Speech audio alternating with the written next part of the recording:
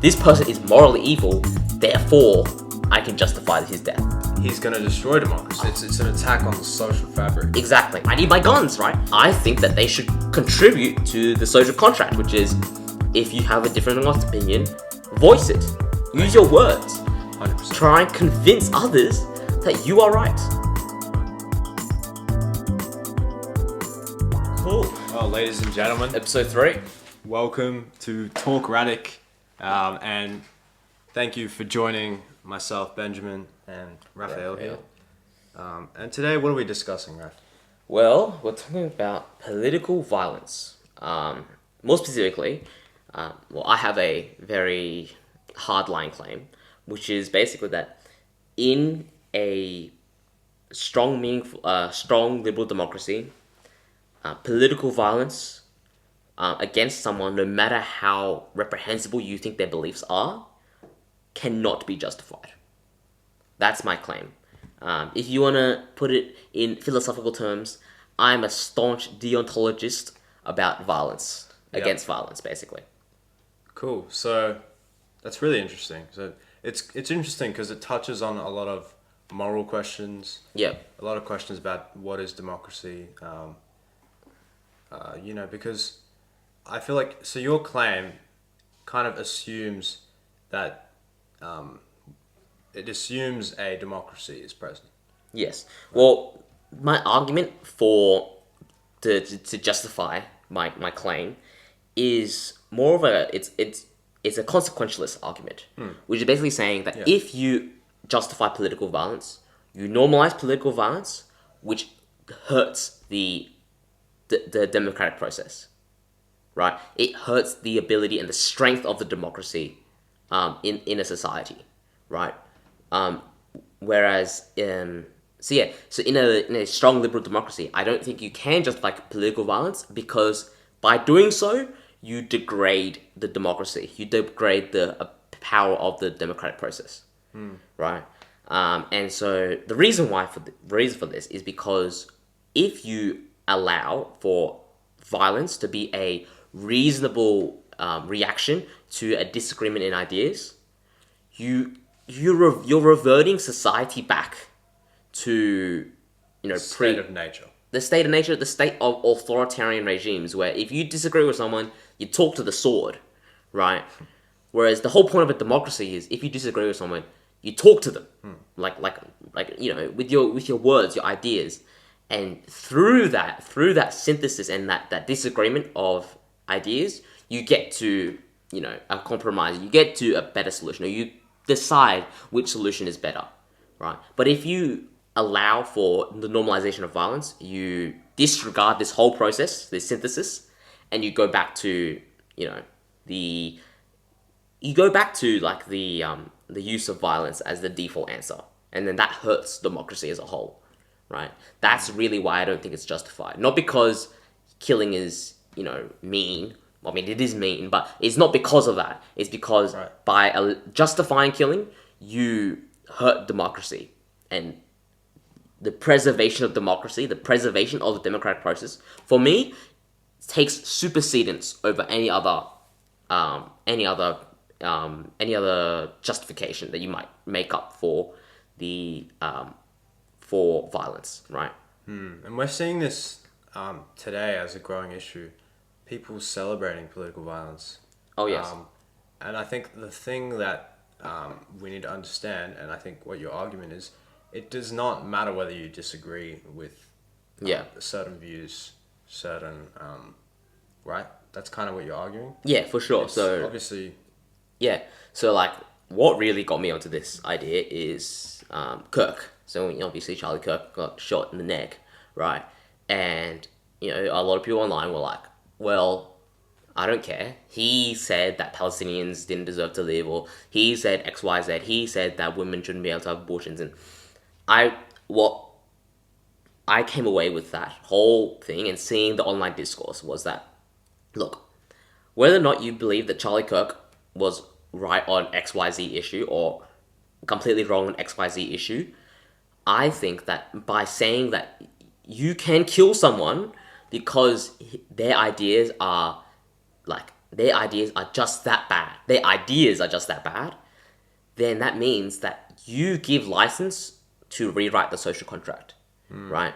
So, the idea of the social contract is something that was developed by a French philosopher called Rousseau. Basically, he said that in a society, you need to give up certain rights. You give up certain rights in exchange for the benefits of living in a cohesive society. You give up the right to anyone else's property. You give up the right to just take whatever you want. You give up the right to kill someone else so that you can live in a society where you don't get killed, you don't get stuff stolen from you, right?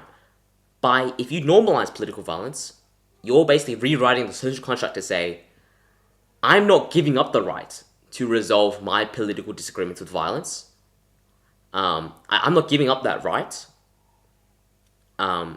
So if someone else wants that right, they have the license to use it against me, or they have the license to use it against someone else, right? If you say this act of political violence is justified, it is, in essence, an endorsement of all other political acts of political violence, right? Because you said, I think the guy who shot Charlie Kirk was right because he believed these things, right? Because Charlie Kirk believed these things which were so bad that he deserved to die. So that the conclusion that comes from that is, if you believe bad enough things, you forfeit your right to live, or the person who's offended by your ideas gains the right to take your life or attack you physically. But that means that can apply to anyone else, right?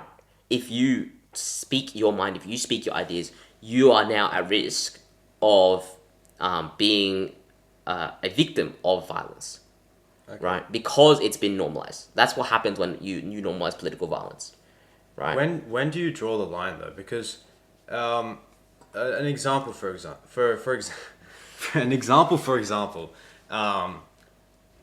a politician in a democracy, and he has strongly totalitarian ideas. Yeah. He wants to take away freedoms, these kind of things, right? Yeah. And someone could argue, maybe, if this guy's getting a lot of power, he's going to destroy democracy. Yeah. Would you then say? Then they would say, we need to use violence as our last resort to save democracy. Okay. What do you say then? So in this hypothetical scenario, I assume, we've tried everything else.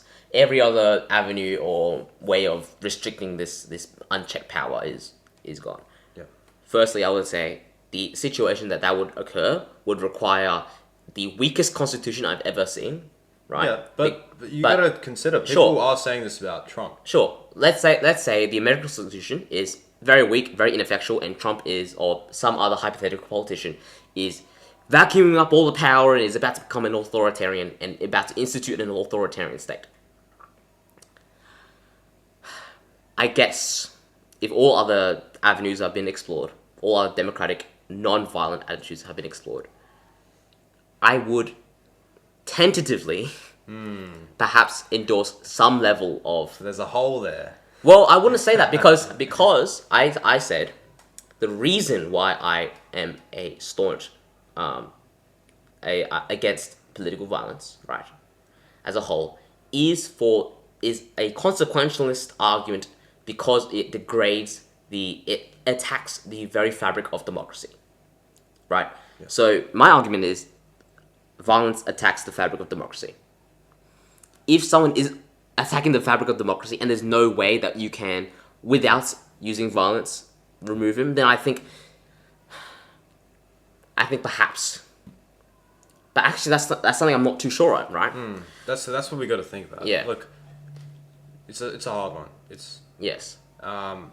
Because for me, the most important is the maintenance of the democratic process. The maintenance of a democratic society supersedes, your offense to an idea, right? And the argument then would be, is this hypothetical politician a larger threat to democracy than a justified in the sense that it it has been by the general public believed to be a justified attack against this person. So which one is a bigger threat to democracy, right? And you can see how, from an immediate point of view, right, this politician who's about to become an authoritarian dictator is immediately more of a threat to democracy, right? But then I still think that committing an act of political violence has long-term effects against on a democracy, right? Because it compounds, right? Let's say you allow one act of political violence. As a society, we agree this act of political violence was justified, right? As a society in general. Well, that will usually mean people will start getting ideas, right? Well, if this is justified, then this act of violence is also justified. And then and it compounds on each other, and then you go back to, state of not communicating in a state of using violence first. But I think in the case that you brought up, right, if there was a reality in which the Constitution was so weak, right, that this hypothetical politician could vacuum up insane amounts of power, there was no democratic way to remove him. There was no democratic way to check his powers or restrict his ability to continue to vacuum up powers. Then I guess an act of violence. But I would still say I wouldn't ask for the assassination of this person. It's tentative. Yeah, it would be okay. That's a very niche thing, anyways. Yeah, but it would still be a act of violence that has checks and balances, that has procedure, right? So, for example, the American Revolution, right? You're removing a despot to institute a democracy, and you have a plan after you kick out the despots to institute a democracy, to create a constitution. They had a written document. Right, they were writing the Constitution. They had the Bill of Rights. They wrote all of these things to create a framework so that you didn't have to do the violence again. Right? It was so that's what I would say. Like, I wouldn't, even in that case, I wouldn't want an assassination. I wouldn't want a lone gunman to shoot the politician to just get him out, right? Because then you don't have any checks and balances. It needs to be an organized. Right. I think if you are forced down that route, you need an organization, you need checks and balances, you need a plan, you need a way to restore the democratic process, right? It has to be a very clear, this was one-off because of these reasons, and we have these checks and balances to make sure this never happens again, right? The worst thing would be a lone gunman, just shoots the guy. I think where these ideas can be challenged is as well because a good democracy relies on citizens of a nation agreeing upon the social contract. Yes. That's the core is that. Yes. And if that occurs, then political violence should not occur because everyone buys in, everyone agrees that violence is wrong. Exactly. Yes. But especially nowadays, with the blending of so many cultures, you'll have so many different conceptions of morality, so many laws that people would completely disagree with. People say it goes deeply against their core. And so, of course, these laws have been democratically put in place, right? Yeah. But what if there's a group of people who do not buy into the social contract of that society? Mm-hmm. Who's to say the majority are right? Because just because the majority buys into that doesn't mean it's the correct thing. So let's say there's a small faction of people, but they're actually right. What occurs there? Should they leave the country? Should they? Well, I think if they are right, then they would have the ability and license to act through the democratic process and do the thing that the democracy. The point of democracy, right, is firstly it's predicated upon the belief that through words and not violence you can change someone's mind. It's predicated on the belief that the reason why we have a parliament, right, where people yell at each other and debate and things is. It is the belief that you can convince someone with words and ideas and not violence. Now, I still believe that. I still have faith that if you truly believe that you are right, and you believe that the majority is wrong, that through the use of democratic processes, you should be able to convince the majority of people that what their beliefs are wrong and what you believe is right. And then through that, you can use a democratic process to change the laws to what is right or what you believe is right. That is the point of the democratic process. So no, I don't think if a small majority or a small minority, says, this is my belief and I think it's right, I don't think they should just leave. I don't think that they should lash out and attack those who disagree with them. I think that they should contribute to the social contract, which is, if you have a different opinion, voice it. Use your words. 100%. Try and convince others that you are right. Right? 100% agree. Reason triumphs. Exactly. And yeah. and so I think if in that situation, no, I definitely don't think that violence is justified at all. Why? Well, the reality is right now that many people have justified Charlie Kirk's death. There's also been, I'd say, a lot of people speaking out against that. So it's not like this is a common thing, right? But we got to try and understand their point of view. Why do you think in modern society people are justifying this more and more, despite the fact that we live in a democracy? Okay, one, I think it's polarization. Primarily, it's polarization, in my opinion. I think people are more entrenched in their factions than ever. And two, I think because of that polarization, there is a view to which having a strong differing of political opinion is akin to having a strong a strong moral difference.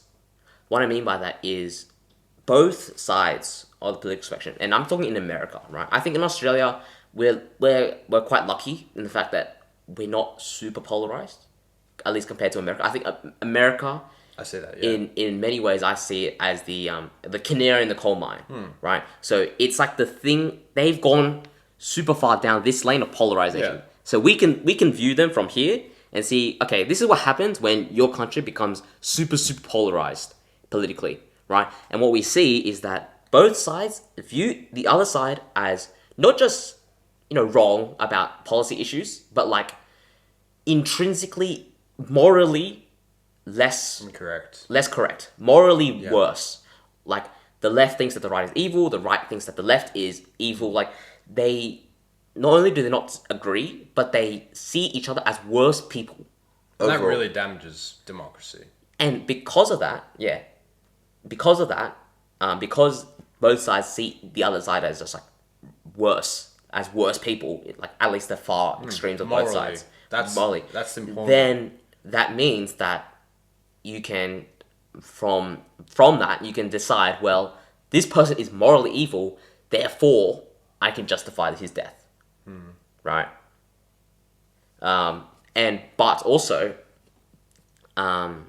you also see a growing sense of apathy amongst people in terms of like, I think because there's so much suffering in the world, people. So there's Sorry, let me rephrase this. But there were it's a deep stuff here. The way I see there's a couple camps of reaction to political violence. Now, I don't want to keep using Charlie Kirk, but he's the most recent, so it's what's in my mind. It's hard not to. Yeah. Yes. So there's one camp that said, definitely wrong, for XYZ reasons, because it normalizes violence. You shouldn't use violence or whatever. Then there's the other camp, which is he deserved it. He believed that he said that Palestine doesn't exist, and he believed that women should get abortions, and he was damaging, and his ideas were leading to deaths, so he deserved it. But then there was the other group that was like, well, why should I care? 6,000 children died in Palestine the other day. And I'm supposed to be all up in arms because one white dude died, right? There's this pretty large group of apathetic people. What's the point? Why all the hoopah about Charlie Kirk's death, right? That's where your argument comes in. Well, it's an attack on the social fabric. Exactly. So I disagree with the people who just say his death was justified, because I don't think any amount of wrong or right opinion can justify killing. But also, I think just being apathetic, I think, is not good enough. Because if you're just apathetic, then you're not really seeing the root damage that just being apathetic about political violence causes, right? Because apathy is in a sense an endorsement, right? You're saying it's not actively good, it's not actively bad, so if you do it, it's fine, right? For example, I'm apathetic about whether or not people. I'm apathetic about whether or not you like soccer. I don't really care if you like soccer. If you like soccer, that's good. If you don't like soccer, whatever, right? I'm pretty apathetic about that, which means whether or not someone likes it or not is completely up to them. So if they like soccer, I'm not gonna get offended. If they don't like soccer, I'm not gonna get offended, right? And so because of that, they have the license to choose one or the other, right? If you're apathetic about political violence, that means other people have the license to choose one or the other. Does that make sense? Yep. Right? And I think that's the real issue that I have with, these two groups. One saying it was justified, one saying it doesn't really matter. Because it really does matter, right? Any violence against anyone, I don't care your political affiliation, right? For me, it's not a matter of were you evil enough to kill. It's if you say that this person was evil enough to kill, that means that you can solve an evil person by shooting them in the head, right? Rather than doing what the democratic system was designed to do, which was solve the evil person by forcing them out of power through democratic means, by being more correct than them, right? Arguing your way out of it, proving that they are wrong to the public, and thus mitigating their power. I think a lot of it stems from a lack of trust in the social contract. A lack of buying into the Constitution, for instance. And people were like, well, why should the government decide who gets to be killed or go to prison? Why can't I decide? Why? Who says the government has more authority than me? Yes. If they're doing all this bad stuff in Iraq, if they're doing all this bad stuff in whatever, you know? I do really get that. Is you see more violence when things are uncertain and when people lose faith in the system. Exactly. Right. I mean, I think we live in we see more and more political violence and more extremism. Extremism causes political violence, right? If you're very extreme, you'll be more likely to commit political violence. And I heard this thing. It's like political extremism is when no house, which basically means when the system is failing, whether it be the economic system, whether it be the political system, when those two things, when those are failing, people go to the extremes, which leads them down to this route of committing political violence, right? So yes, you're entirely right. I think when people lose faith in the social contract, that there is an implicit belief that the government works for your best interests. The government is protected by checks and balances. And when the government acts in a way that doesn't do that, when the government is not restricted by the checks and balances that the social contract says it does, then people lose faith in it. They say, "What's the point of it?" And so then they turn to where they can find faith, and that's extremism. And that's where I would go as far as to agree with you, but I wouldn't go as far as those ideas which Hobbes seems to put out in place. The monopolization of violence, for example, that the government should have a monopoly over violence, because I feel like that puts so much trust in the government, and I feel like people should trust in a good government. Yeah. But just like this, a good government could be corrupted. Look, so I think it's where it gets challenging. I know what you mean, right? Because it's a little scary, the fact that this is why in America people are so touchy about the Second Amendment, right? They're like, well, what if the government? Yeah. What if That's the where I'm government is getting evil, to. right? Well, I need my guns, right? I think you need. This is gonna sound very very glue eating, but you do need to trust the government. Not implicitly, not because the government is paid, by the way. Yeah. I'm a CIA. I'm a government agent, but Yeah. As a Fed. Yeah, I'm a Fed. But I think See, if we tell them, then they won't believe us. Yeah. If we don't say anything, then Well, I think you have to understand that, I like, actually think you're fake. Sorry. the government is like, it's not a person, right? Trust in the government is not in the same way that, like, I trust you, Ben, right? I trust you insofar as, I know your character and I know, what you're likely to do. But you're not bound by anything, right? Like, right now, technically, you have the freedom to pick up the knife that you have that's behind you right there, and then stab me in the chest.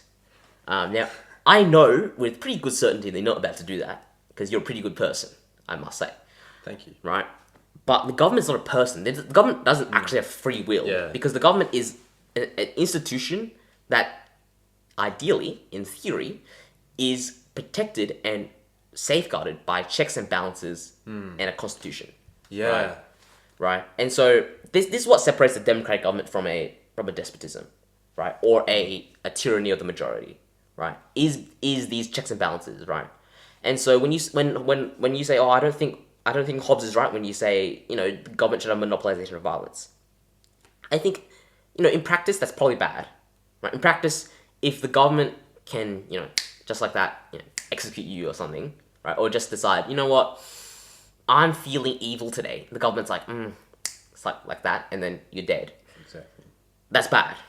But that's not how a liberal democratic government works, right? A king works like that. In a monarchy, the king is the government. And so the king can decide, if the king has a monopolization of violence, the king can decide, you're dead, right?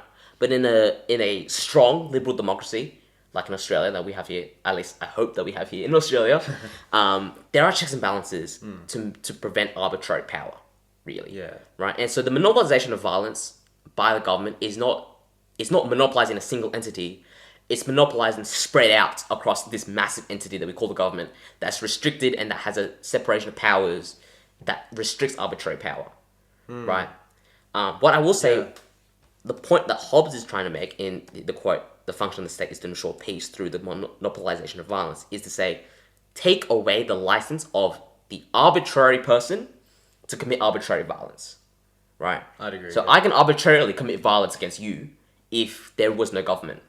Is anarchy, right? If there's anarchy, there's no governing force. I can do whatever I want. I can kill whoever I want, right?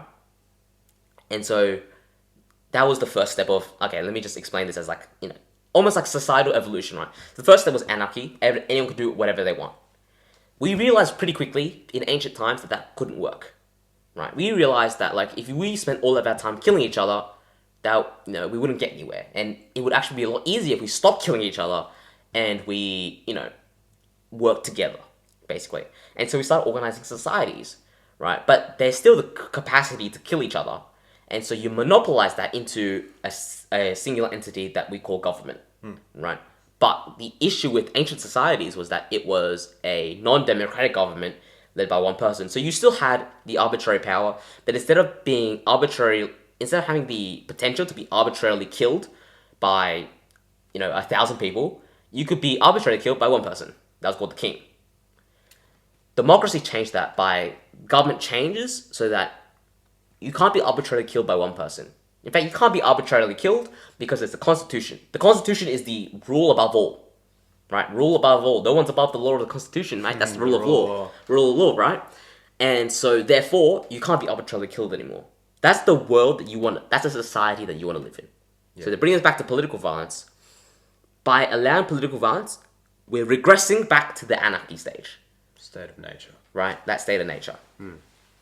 Yeah, so I think what it leaves us with is this kind of dualism or like dichotomy wherein democracy relies on a lack of political violence. Yeah. But then a lack of political violence is only fruitful in a democracy, Yes. And the only I would 100% agree with that, and I think that's the best system. Yeah. It should be like that. The social contract, whatever.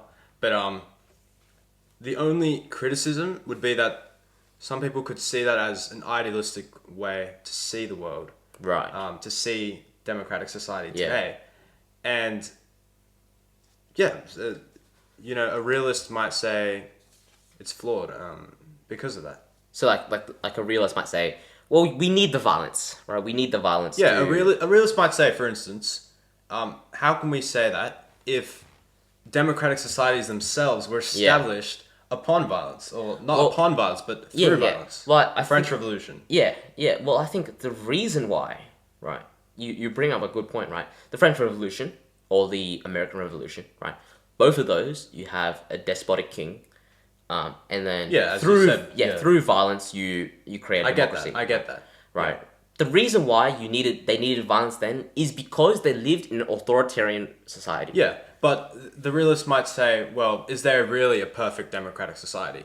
If democratic societies have regressed, and many people say they are, for example, in Britain, people are saying, it's becoming totalitarian, or at least somewhat. So where do you draw a line? And I think that's where the realist would say, it's hard to draw a line. It's too idealistic to trust in that. Yeah. 100%. Look, for me, right, when you're defining a democracy, the democracy is not defined by how much freedom people have, right? So you brought up the topic of Britain. There's a lot of criticism in Britain from British people that like the way that the government is acting is restricting their freedom of religion or freedom of speech, or they're restricting their freedom of privacy through the Privacy Act. Yeah, people getting arrested for tweets and exactly, or like the ability of the government to intrusively. What I would say is for me the definition of democracy has nothing to do with that. Obviously, in a good democracy, you want freedoms to do from these sorts of things. But for me, when I say a strong democracy, what I mean is a democracy with a strong process for democratic change. So people voted those politicians in. Yes. And so technically that's what they wanted. Or maybe they didn't want that, but they chose that. Yes.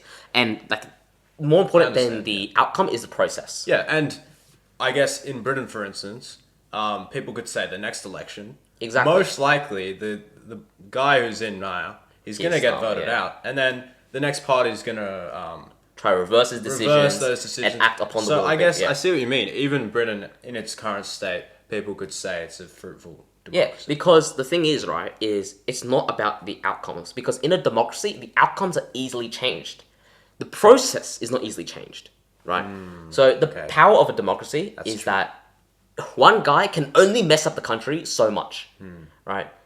If you're in an authoritarian regime, if you live in an authoritarian society and you have a terrible leader, you're screwed.